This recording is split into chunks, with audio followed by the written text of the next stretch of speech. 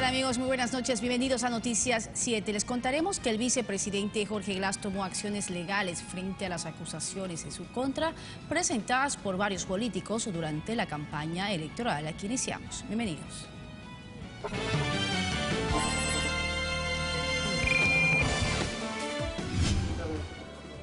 El Consejo Nacional Electoral clausuró hoy la audiencia pública de escrutinios de las elecciones del 19 de febrero. 1.047 emergencias fueron atendidas por la Cruz Roja Ecuatoriana en este feriado de carnaval. Dentro de 2 meses, habitantes de varios albergues del norte de Manabí contarán con viviendas propias. En lo internacional, las FARC inicia proceso de dejación de armas como parte del acuerdo de paz con el gobierno colombiano.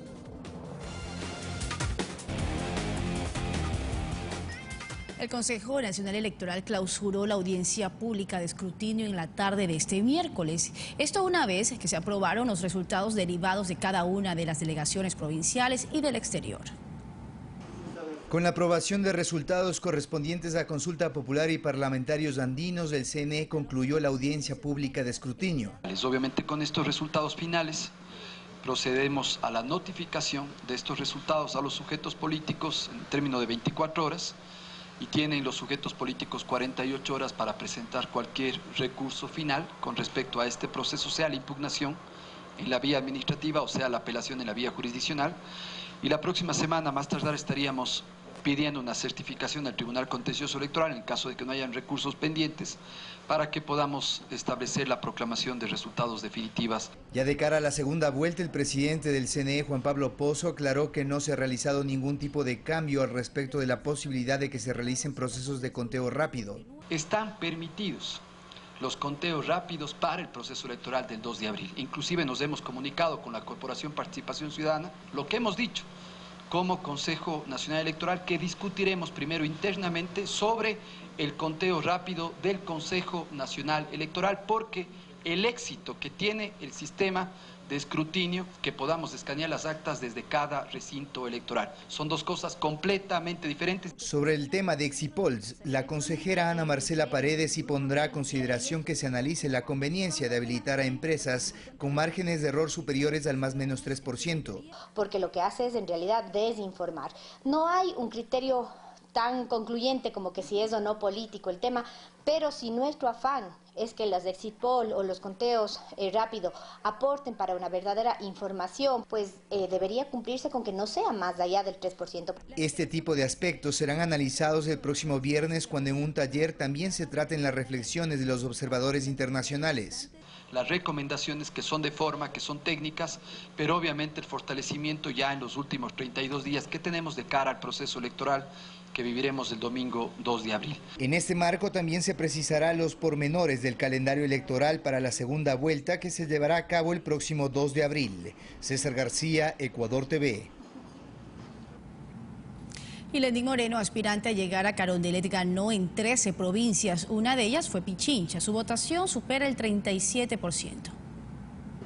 De acuerdo a los datos proporcionados por el Consejo Nacional Electoral, Lenín Moreno obtuvo en Pichincha una votación total del 37,29%, es decir, 659.479 votos, convirtiendo a esta provincia en una de las 13 en las que ganó a nivel nacional. El apoyo en la mayoría de cantones también fue para Moreno. Por ejemplo, en Quito, en la circunscripción Centro-Sur, obtuvo el 39,72%, es decir, 234.643 votos. De igual manera, en la circunscripción Quito Rural, logró 163.109 votos, lo que equivale al 40,72%. Mientras que en el resto de cantones de Pichincha obtuvo el 37,24%, más de 85.000 votos. Este apoyo ciudadano contrasta con el número de personas que protestaron la semana anterior en los exteriores del CNE. Plantones violentos y liderados por Andrés Páez, candidato a la vicepresidencia por el movimiento de derecha Creo. En dichos plantones se pudo observar a las mismas personas, quienes también participaron en concentraciones que se realizaron en Avenida de los Chiris, sector de clase alta. Protestaron en contra de los proyectos de ley de herencias y plusvalía en el año 2015. Concentraciones con banderas negras, lideradas también por Andrés Páez. Con el 100% escrutado, Lenín Moreno ganó a nivel nacional con el 39,36% del total de votos, lo que equivale a más de 3.700.000 votos. Más de 1 millón de sufragios que el banquero Guillermo Lasso. Rodrigo Galvez, Ecuador TV. El vicepresidente de la República, Jorge Glass, presentó una solicitud de investigación ante el fiscal general sobre las denuncias que él considera infundadas y que buscan dañar su honra, impulsadas por actores políticos, medios de comunicación y las redes sociales. Para el vicepresidente, una vez que ha transcurrido la primera fase electoral, es el momento de que todos quienes han hecho denuncias usando su nombre la sustenten o enfrenten la ley. Señor fiscal, acudo a usted porque considero que ya es el momento de poner un punto final a una campaña sistemática de destrucción de imagen, de afectación de la honra. Le pido a usted, inicie todas las investigaciones de rigor para dentro de ese Estado de Derecho defender mi honra. Que no permitirá que se afecte a su honra, la de su familia y la de muchos servidores públicos mediante calumnias orquestadas que usan testimonios de prófugos de la ley. Se realizan a través de medios de comunicación, de redes sociales y algunos que han presentado denuncias con la sola referencia de entrevistas a prófugos de la justicia como Carlos Pareja Yanuseli o comentarios vertidos a través de redes sociales o videos de quien actúa de vocero de uno de los candidatos, Carlos Pareja Yanuseli, claramente coludido con políticos como Andrés Páez, candidato a la vicepresidencia de Guillermo Lasso, con otros prófugos de la justicia, los hermanos Isaías, los banqueros prófugos. El fiscal general receptó la solicitud para analizar las vías legales que correspondan. Estas denuncias de estos hechos que usted presenta el día de hoy, los vamos a investigar. Las denuncias que se han presentado, todas están en trámite. Además, describió que la Fiscalía impulsa varios procesos en casos como Petroecuador, donde ya se registran sentencias. Y ahí están los resultados, las evidencias que obtuvimos de eso. Y en cuanto a Odebrecht, que se trabaja en colaboración con las fiscalías de países como Colombia, Panamá y Brasil para avanzar en la investigación. Concretamente con la Fiscalía de Colombia para descubrir ciertas operaciones presuntamente irregulares en la concesión de un gran proyecto en Colombia, el dragado del río Magdalena, uno de los ríos más grandes de Colombia, y que tendría relaciones incluso con la entrega de ese contrato a una empresa, concretamente Odebrecht, en el caso Metro de la ciudad de Quito. Al finalizar, el vicepresidente señaló que confía en que un Estado de Derecho se limpie su honra. Vergonzosamente no es ninguna prueba. ¿Cuántas semanas, meses han pasado de esta campaña sistemática de ataque en lo personal y a través mío a todo el gobierno nacional? César García, Ecuador TV. Y por su parte, el alcalde de Quito, Mauricio Rodas, se había mantenido alejado de la opinión pública y de los medios de comunicación desde mediados de enero tras la detención de Mauro T., su asesor personal. La semana anterior, el burgomaestre reapareció junto a Guillermo Lasso. El plantón organizado en los exteriores del Consejo Nacional Electoral por simpatizantes de Guillermo Lasso y de su movimiento Creo fue el escenario que aprovechó Mauricio Rodas para reaparecer públicamente. El alcalde de Quito, a su llegada al CNE, fue abucheado por quienes mantenían bloqueada la avenida 6 de diciembre. Esto a pesar de que el municipio dispuso en el lugar bienes públicos, como baños, dispensadores de agua y ambulancias del cuerpo de bomberos. Este encuentro entre Rodas y Lasso evidenció que la alianza entre los movimientos Creo, liderado por Lasso, y Suma, liderado por Rodas, estaba intacta. Esto a pesar del distanciamiento que tomó Lasso tras el escándalo de la detención de Mauro T., asesor político de Rodas. La alianza entre Creo y Suma es precisamente con el movimiento Suma, no con el alcalde de Quito, ni con el municipio de Quito, ni con asesores del alcalde, así que nosotros no tenemos nada que rever. Mauro T. es investigado por una presunta defraudación tributaria. Tenía reuniones en delegación del alcalde con los barrios, donde se están haciendo obras realmente importantes para la ciudad, o donde se pretenden hacer obras, porque este momento están paradas. Otro de los temas de los que Rodas ha preferido no hablar es sobre Jacobo S.M., militante de Suma y a quien lo vinculan con la empresa brasilera Odebrecht.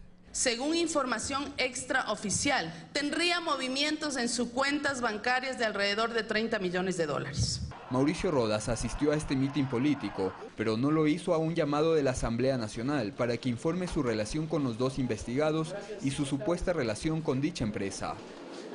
Concejales independientes y del movimiento Alianza País le han exigido al alcalde Mauricio Rodas explicaciones sobre estos dos temas. Y lo que quiero decir es que Quito no se olvida. ¿Qué pasó con el tema del metro? ¿Qué pasó con el tema del proyecto Vial-Guayasamín? El tema de los quitocables. ¿Qué pasó con el tema de Mauro Terán? Le parezca o no, le guste o no, aunque sea incómodo, es su obligación, es su responsabilidad informar absolutamente todo. Rodrigo Galvez, Ecuador TV. Y la propuesta del postulante de derecha Guillermo Lasso de implementar una tarifa única de impuesto a la renta genera preocupación para el director del Instituto de Investigaciones Económicas de la Universidad Católica, Carlos de la Torre. Dice que la medida va a perjudicar al sector más pobre del país. Guillermo Lasso plantea como oferta de campaña eliminar 14 impuestos, propuesta que incluso la notarizó. Para la subdirectora del Servicio de Rentas Internas, Paola Hidalgo, estas ofertas son cuestionables, por cuanto se reduciría en más de 3.000 millones de dólares los ingresos al fisco. Es también reducir el presupuesto hacia los municipios. Cabría preguntarse cómo van a reemplazar este impacto que va a tener dentro de las arcas fiscales al hacer una propuesta de eliminación de tributos. Además, Lasso propone la creación de una tasa única del 15% del impuesto a la renta, medida que es antitécnica, lo explica el director del Instituto de Investigaciones Económicas de la Universidad Católica, Carlos de la Torre, quien indica que el impuesto a la renta tiene un fin redistributivo. La tasa única lo que volvería a este impuesto que actualmente es progresivo, es decir, los que más tienen, más pagan, volvería plano, como se dice técnicamente, es decir, todos los sujetos del pago del impuesto a la renta pagarían la misma tasa. Criterio con el que coincide la subdirectora del SRI, quien añade que la propuesta de Lasso va dirigida a aliviar la carga fiscal de los sectores más pudientes. 638.000 personas de los ingresos medios y bajos pagarían 546 millones más de impuestos que hoy no pagan. Y en cambio, 6.400 de las personas más ricas dejarían de pagar 215 millones de dólares. Esa es en realidad la propuesta. Para entender de mejor forma la afectación a la clase media y baja, el economista de la Torre cita el siguiente ejemplo.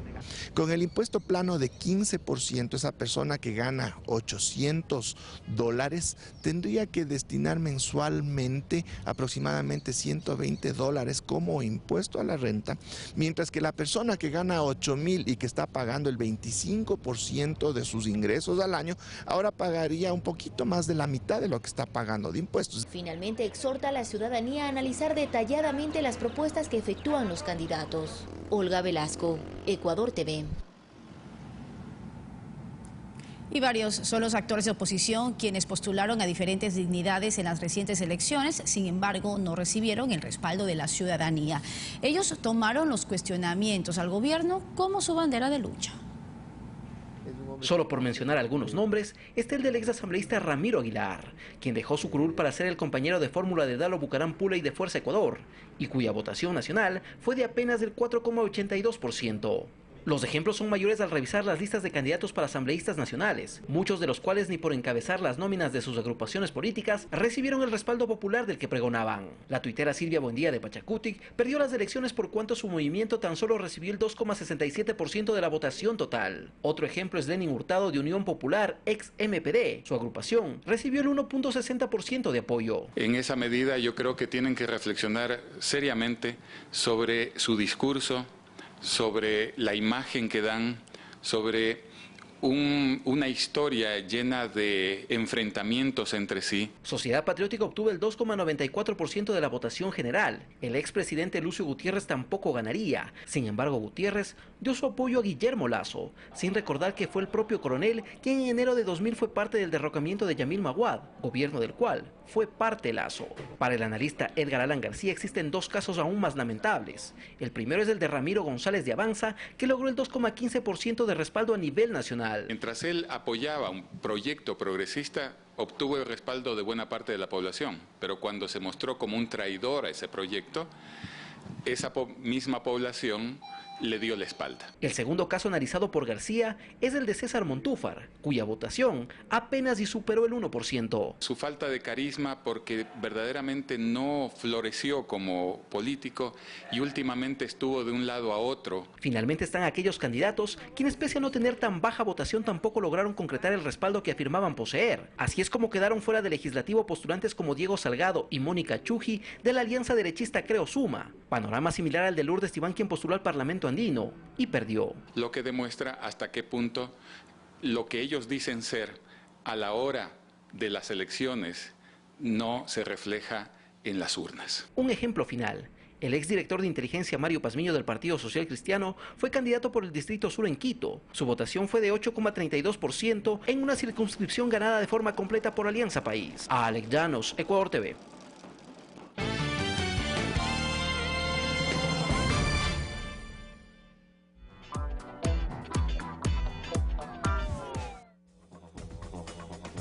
Madagascar es una antigua isla del Océano Índico, donde sus animales y plantas, aislados por millones de años, han evolucionado de diferentes maneras. Descubre sus misterios. Hoy, a las 20 horas, en los especiales de la BBC.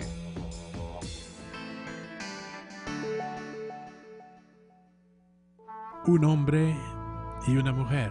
Pero ¿qué sucede cuando él es ella y ella es él? Dayan Rodríguez fue la primera persona transexual en Ecuador en casarse con otra persona trans, Fernando Machado. Conoceremos más sobre ellos en Somos Memoria. Sábado, 20 horas 30, por Ecuador TV. Somos todos. Hoy, el presidente del Consejo Nacional Electoral, Juan Pablo Pozo, expone los preparativos para la segunda vuelta electoral en un programa en vivo de Palabra Suelta con Javier Lazo. Esta noche, 22 horas.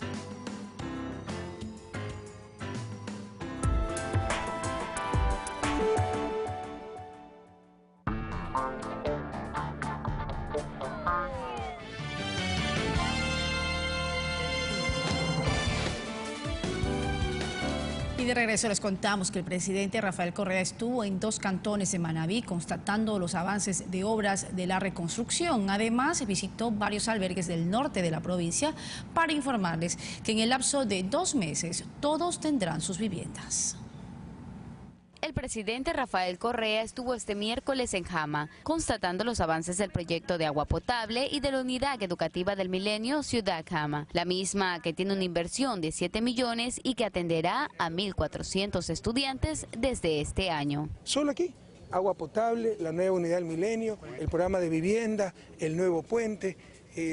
Por todos lados, tenemos 2 escuelas que se hicieron en tiempo récord, que pudieron permitir que los chicos continúen con su año lectivo, que no pierdan el año. Esas son cosas realmente extraordinarias, que recibimos felicitaciones de todas partes del mundo, que los manavitas lo ven, los esmeraldeños lo ven, las zonas afectadas lo ven. Posterior a ello, el primer mandatario visualizó la reconstrucción del puente Río Jama y se dirigió al reasentamiento El Matal, donde se entregaron 30 de 175 viviendas, obra que tiene una inversión de 4 millones. En el caso del Matal vamos a entregar específicamente hasta el mes de mayo 175 soluciones y en el caso de aquí de Canoa son 108 soluciones habitacionales y en el caso de San Vicente son 180 soluciones habitacionales y también las vamos a hacer de carácter progresivo para justamente la dignificación de nuestros hermanos manavitas y yo siendo más manavita más comprometida que nunca. Habitantes manavitas llenos de felicidad recibieron sus nuevas viviendas. Yo gracias a Dios me siento contenta, me siento feliz, a nuestro presidente que ha hecho tantas obras para todos los pobres. Claro, yo sí tenía fe en Dios y en los que están haciendo todo. Sí, agradecido del presidente, porque si no fuera por él no tuviera en qué vivir. El presidente también visitó los reasentamientos y albergues del Matal, Canoa y San Vicente. Son 1.300 familias que aún permanecen en albergues. Sin embargo, recibieron buenas noticias. Los albergues de Pedernales, los albergues que hay en Esmeraldas, como lo es Muisne, que es uno de los albergues más grandes, pasarían un poco hasta mayo, pero la mayoría de albergues estarían cerrados para a finales de abril. La prioridad en la reconstrucción es entregar el 24 de mayo el gobierno con 0 personas en albergues. Desde San Vicente, con imágenes de Elías González, Kerly García, Ecuador TV. Y la Cruz Roja Ecuatoriana atendió en este feriado de carnaval 1.047 emergencias, según un reporte oficial que la institución en las próximas horas se presentará con un balance de los réditos económicos que dejó el carnaval 2017. Eso se dará una vez que existan los reportes respectivos por parte de cada una de las direcciones provinciales de turismo respecto a la afluencia de turistas nacionales y extranjeros en los puntos del país donde se concentró la mayor cantidad de actividades de esparcimiento por el feriado. Datos extraoficiales dan cuenta que los hoteles de las principales playas de Esmeraldas y Manabí fueron ocupados en su totalidad. De la misma manera, la disponibilidad de habitaciones estuvo a su máxima capacidad en ciudades como Guaranda y Ambato, en la Sierra Central. En materia de asistencia en seguridad, en el último informe, la Cruz Roja Ecuatoriana detalló que durante los 4 días de descanso, la institución atendió 1.047 emergencias en todo el país. La Cruz Roja contabilizó 77 asistencias en accidentes de tránsito, 23 casos de violencia civil, 846 emergencias médicas, 19 rescates y 85 acciones de apoyo para personas extraviadas y con discapacidad. Fernanda Vera, Ecuador TV. En el Hospital Abel Gilbert Pontón, en Guayaquil, se realizó una casa abierta al conmemorarse el Día Mundial de las Enfermedades Raras. La Casa de Salud busca crear conciencia ciudadana para mejorar el acceso a los tratamientos de estas patologías, como hipertensión pulmonar, hemofilia, entre otras, las mismas que son tratadas de manera gratuita. Hemofilia es un trastorno hereditario de un trastorno de la coagulación, donde hay un déficit de factor 8 o 9, y al ver este déficit el paciente comienza a sangrar, ¿sí? Por lo general es detectado desde la infancia, porque el niño comienza a gatear y comienza a ver los problemas de coagulación a nivel de las rodillas. Ah, interesante. Entonces, desde ahí es el primer punto donde el médico tiene la sospecha de un trastorno de coagulación y se hacen los estudios. Puede detectarlo desde ahí. Claro, dentro de los trastornos de coagulación es el más común, ¿ya? Es el más frecuente y más común, ¿ya? Entonces ahí se detecta el déficit y comienza el tratamiento.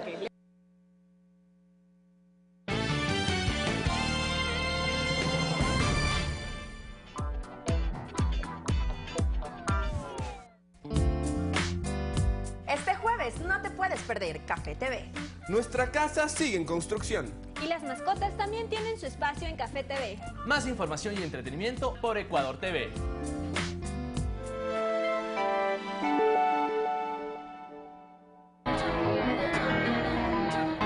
La palabra cambio puede entusiasmar, motivar, pero cuando se le saca el velo al cambio, aparece esto. Siento que estamos por comenzar una etapa maravillosa. Este es el cambio que vamos a hacer juntos. En la Argentina ya echaron a cientos de miles de personas. ¿No es verdad todas las cosas que relatás? Yo ya te he dicho que no vamos a hacer ajustes. Nos parecemos en aquellos que mienten y aquellos que cumplen. Es increíble, compañeros, como todo lo que dijimos lo hemos cumplido. Esa es la nueva forma de ser política. Algunos, ya no brasileños, ya no argentinos, podrán entender que es una verdadera trampa. Usted, a meu ver, preside una inmensa farsa. Esto es Crónica de América. A la gente le decimos la verdad, la verdad, la verdad, la verdad, la verdad. Domingo, 21 horas.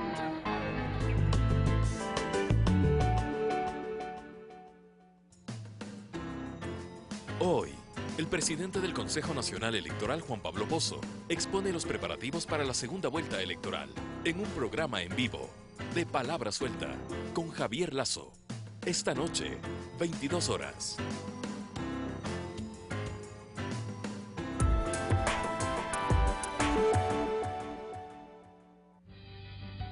¿Qué genera en nuestro organismo los sentimientos negativos? Uno de esos, el odio.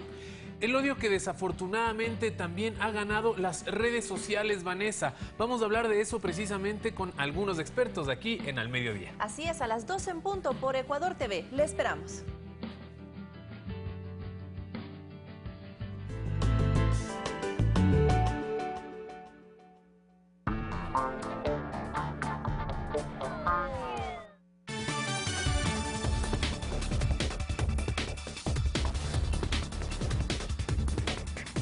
Y en lo internacional, la guerrilla de las FARC inicia la entrega de armas bajo el monitoreo del Alto Comisionado para la Paz y la Misión de Naciones Unidas. La FARC también dará a conocer las coordenadas de los lugares donde poseen explosivos. Este miércoles inicia oficialmente la entrega de armas de la guerrilla de las FARC como parte del acuerdo de paz firmado con el gobierno de Juan Manuel Santos. Anunciamos al país, realizaremos el registro de las armas en todos los campamentos. Según el cronograma establecido durante los primeros días de marzo, la guerrilla debió haber entregado el 30% de su armamento, pero los problemas logísticos en la concentración de sus integrantes en las zonas veredales de transición retrasó este proceso. Las FARC deben indicar además las coordenadas de los lugares donde tienen explosivos y municiones inestables para que la misión de Naciones Unidas, que cuenta con 450 observadores, pueda planificar su destrucción. De armas inestables o explosivos. Se espera que el desarme finalice el 29 de mayo, fecha en que se cumplen los 180 días tras la firma de la paz en noviembre de 2016. Paralelamente, el gobierno tiene lista la resolución de amnistía para 1.200 guerrilleros bajo el compromiso de no volver a levantarse en armas. Esto que ven acá, esta caja, son más de 1.000 resoluciones. ¿Para qué? Para cumplir con lo que el gobierno se comprometió, que es la amnistía para las FARC. De momento, la Fiscalía concedió las primeras 4 amnistías. El país entró en una etapa irreversible en la consolidación de la paz. Se estima que esta figura jurídica beneficiará a unos 4.500 miembros de las FARC que están actualmente en las cárceles. Fanny Lara, Ecuador TV. Y las protestas de mineros en Chile dejan 3 personas muertas. Además, se cumple un año de la muerte de la líder ambientalista hondureña, Berta Cáceres. El presidente de Argentina, Mauricio Macri, dio su discurso anual ante el Congreso en medio de escándalos y protestas por los despidos y los altos costos del servicio eléctrico y de gas, además de la vinculación de sus familiares en actos de corrupción. Según la prensa local, Macri atraviesa su peor momento de popularidad desde que asumió el mandato hace 14 meses. En Chile, 3 mineros murieron durante enfrentamientos con la policía. Las protestas se dan porque los trabajadores exigen una bonificación, alza salarial y otros beneficios. La policía utilizó cañones de agua y gases lacrimógenos para dispersar a los manifestantes, que han estado en huelga durante 3 semanas. Este mes de marzo se cumple un año de la muerte de la líder ambientalista hondureña Berta Cáceres. Con tambores y maracas, cientos de personas protestaron en dirección hacia la Corte Suprema de Justicia para exigir se acelere la investigación de su muerte. Hasta el momento, 8 personas están detenidas por su asesinato. Sin embargo, se espera la captura de los autores intelectuales del caso. En su primer discurso ante el Congreso, el presidente de Estados Unidos, Donald Trump, anunció la derogación y el reemplazo del seguro médico denominado Obamacare. Además, habló sobre la construcción del muro en la frontera con México, la creación de una oficina para víctimas de inmigrantes que forma parte de una nueva reforma migratoria. 2 atentados contra la policía y un centro de inteligencia en Kabul deja al menos 24 personas muertas y 55 heridas. Los ataques fueron coordinados por los talibanes, el primero con un coche bomba y el segundo 5 minutos después fue obra de un kamikaze. Fernanda de la Bastida, Ecuador TV. Y bien, así finalizamos este informativo. Les recordamos que a las 7 de la noche existen más noticias para compartir con ustedes. Pasen bien, buenas noches.